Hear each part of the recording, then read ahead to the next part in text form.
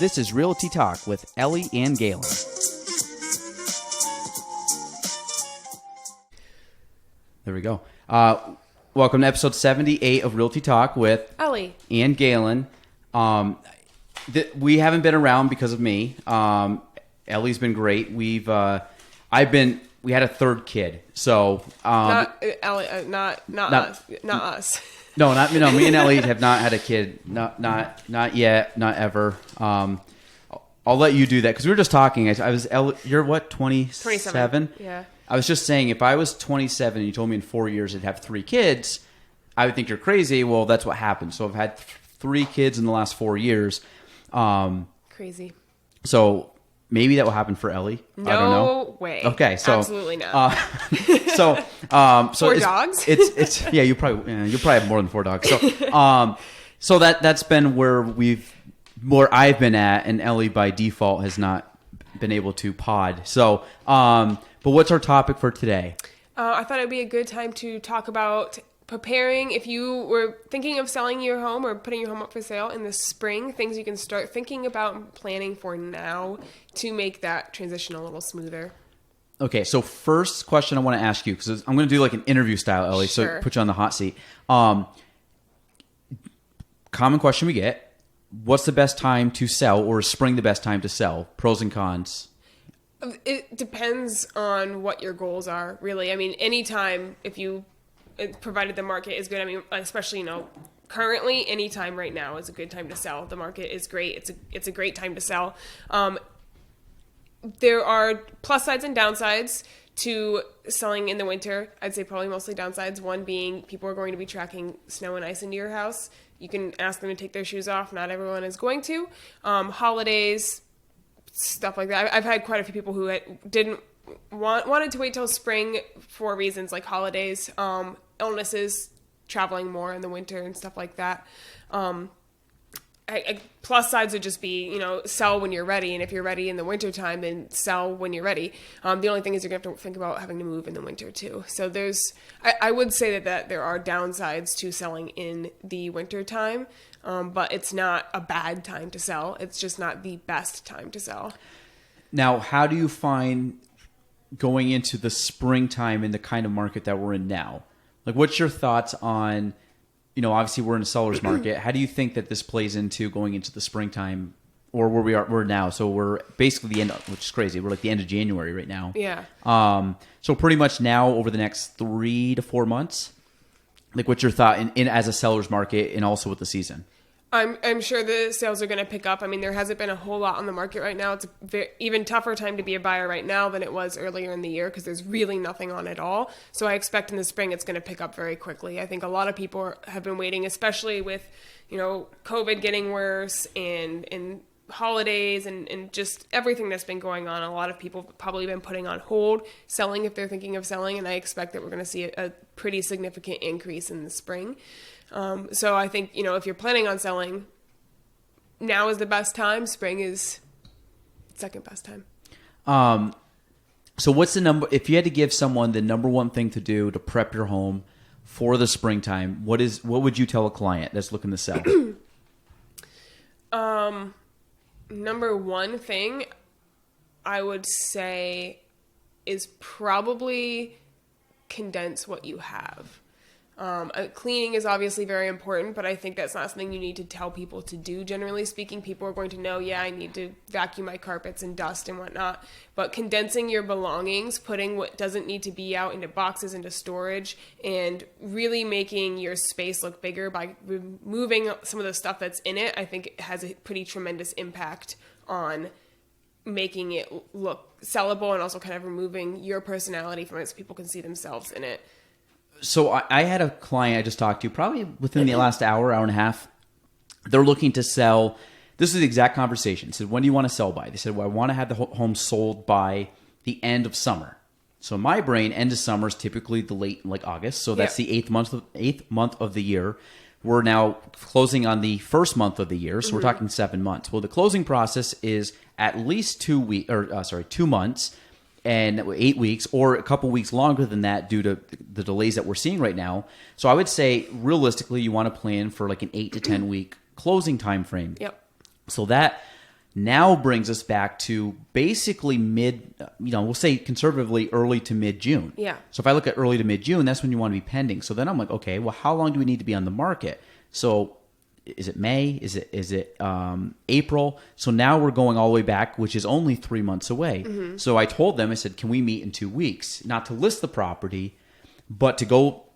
One, I'm familiar with the property, mm-hmm. but I want to go see it. I have not been. It's actually funny. I haven't been in this house in 20 years. Wow. I know the house. It's been a long time since I've been there.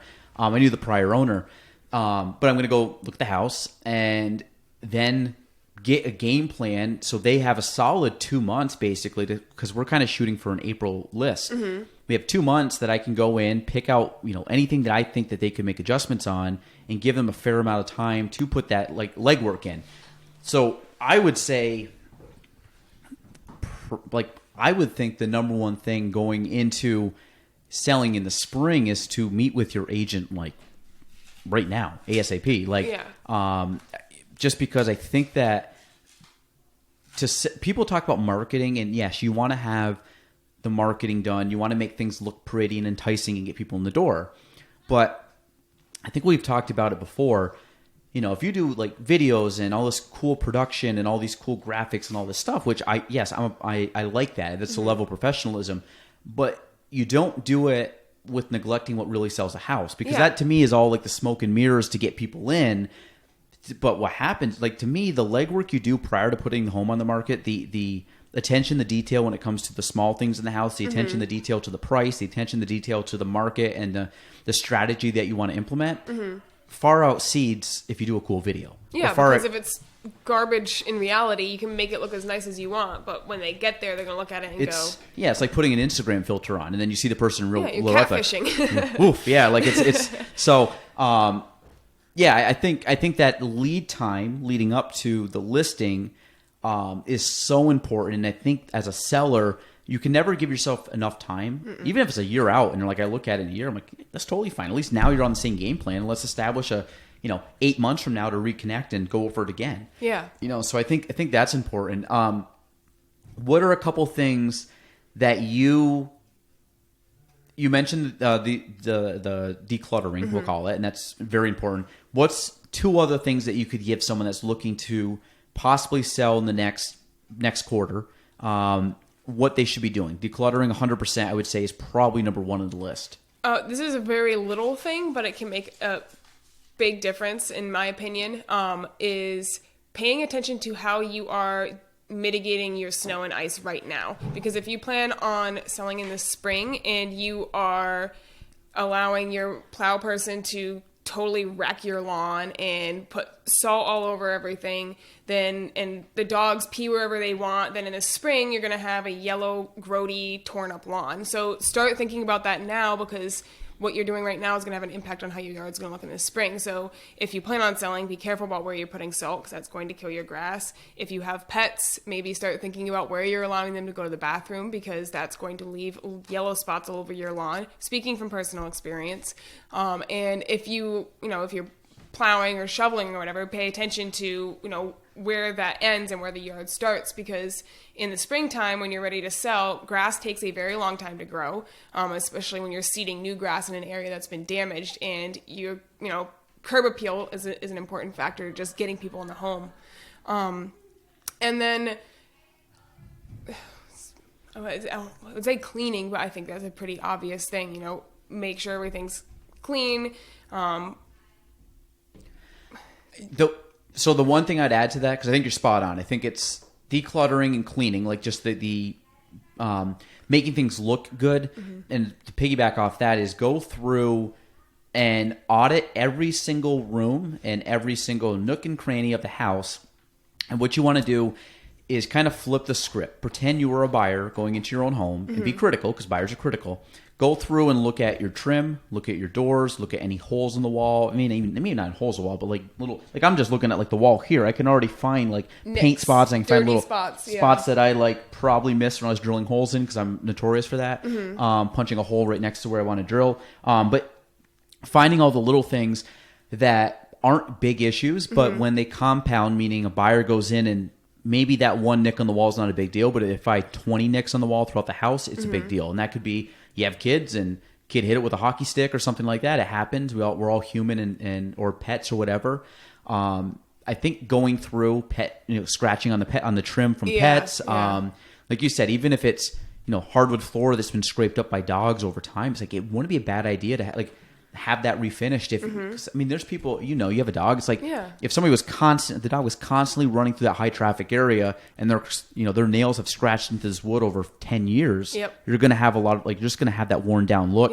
But I think a lot of it is just making it look a little nicer. I'm not a big proponent of doing flooring and stuff because people are going to put their own spin on what they want. But if you have a room that has terrible carpet, replace it. If you have a room, like you said, that's crappy hardwood floors or that are starting to curl up and they look kind of trashy, it might be worth it to put that money in. And the other thing is paint goes a long ways. Just repainting your house. Just think is not, I don't want to say cheap, but cost effective as possible. I've had people ask, should I get new appliances? Should I replace the toilet and the tub? And, unless, like you were saying, unless it's completely grody where someone's going to walk in and see the rust stain and think, oh my God, someone was murdered in this bathtub. No, you're not going to get back what you put into remodeling your entire bathroom if your bathroom is fine. Little cosmetic touch-ups, like you're saying, paint and stuff like that doesn't cost very much. It's very, Or if your bathroom's dated, unless you're going to remodel the whole thing, replacing one fixture, replacing the counter or the vanity in your bathroom when your tub and your sink or your tub and your toilet are outdated, it's not going to make a difference. Someone's going to have to redo the whole thing. You paint it, at least you're adding a little bit of freshness. Kind of freshness, good word. Or get some cleaning product and just get all the grout and stuff out of the shower and get all the discoloration out. Making a tub shine versus that hard water worn down yellowish look goes a long ways. Even replacing the shower curtain. And you can re-grout too. That's a pretty cheap and easy thing that you can do. I mean, I say easy, it's a pain in the butt, but it's not difficult. It's a weekend project. Can do it. Scrape off the grout and put new grout down. I mean, that's going to instantly make your bathroom look new, like it was just done. That's a huge thing. I'm big on, like you said, not cheap, but cost effective. It's not cost effective to remodel your kitchen to sell your home. Not in our market. I mean, maybe in a real high end city potentially, but our market is, like I said, painting. It's the small little stuff. It's the I don't know, $50 to $200 trip to Lowe's that you can buy a couple things and replace some stuff pretty quick. And like I said, it's a lot of just like the small detail work that you have to do, but I guess that's all I pretty much have. You hit a lot of the key points. I think that those are the biggest things. Just start thinking about it now. Now, if you're thinking of selling, the spring or summer this year, now is the time to start really thinking about it and preparing for it, because it's going to come up on you very quickly, and it's a time-consuming process. It's crazy that today's January 20th. I can't believe that it's 2021. Yeah, it's wild. Yep. Yeah, wow, it's insane. But year's already almost 1/12 of the way done, which if you look at it like that, that's almost... I thought today, St. Patrick's Day is less than 8 weeks away, which is also crazy because 8 weeks goes by pretty fast.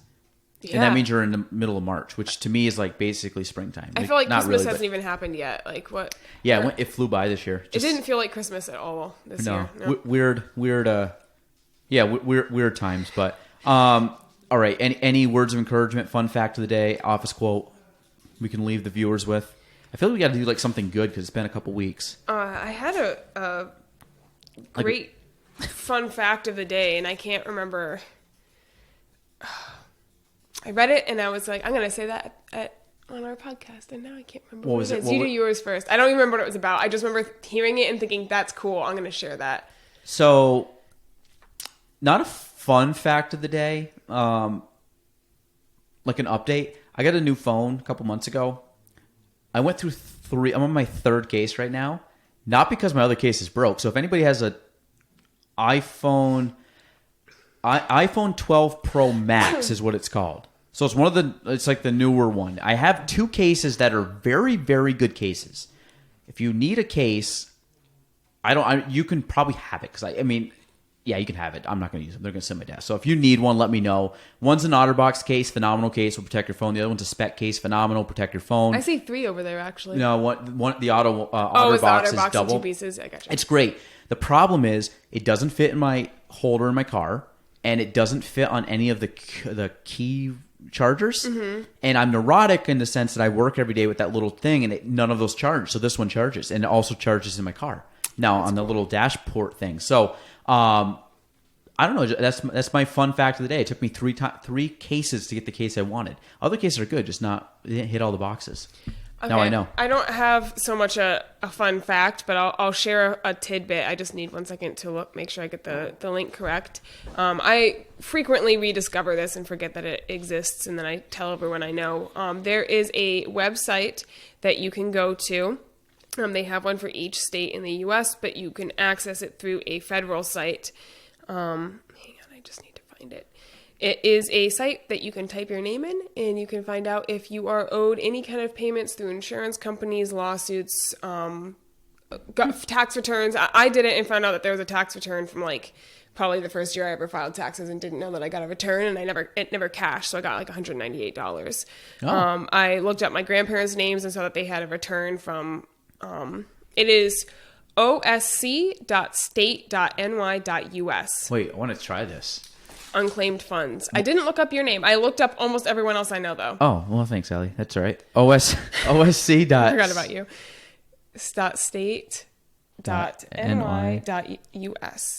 So go in there, type in your name, and you can find if there's any funds. It could be. It's not necessarily tax stuff, but there's. Again, my grandparents had something from an insurance claim that for some reason didn't get processed or something. I don't know. So. And you can go back and try to reclaim it. Yeah, all you have to do, you have to put information in to prove that it's you, but then they'll just send you a check. Wow. Yep. Look at that, Ellie, just giving money out. Fun fact of the day. That's You're great. welcome. That's great. I Ellie, claim a 10% commission. Good Samaritan. That's it. We tack that on there. Finder's fee. So I think that's it. Anything else? That was great. That was a great fun fact. That's probably the best one we've ever had. Yep. Someone's gonna be buying like, dude, I just made 20,000. Thank you, Ellie. 10%. 10%. Yep, remember that. All right, so that's it. Episode 78 of Realty Talk with Ellie and Gaelan. See y'all next week.